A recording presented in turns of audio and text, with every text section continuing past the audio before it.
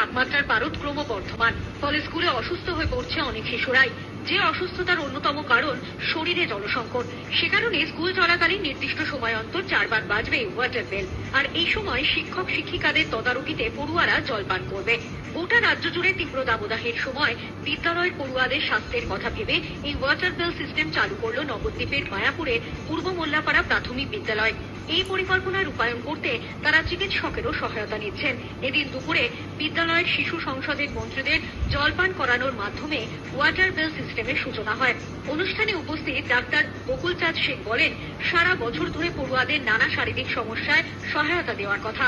উপস্থিত প্রধান শিক্ষক হিরণ শেখ বলেন, আগামী দিনের নানা পরিকল্পনার কথা। এই বিদ্যালয়টি সবসময় নতুন ভাবনাকে সঙ্গে নিয়ে এগিয়ে চলেন।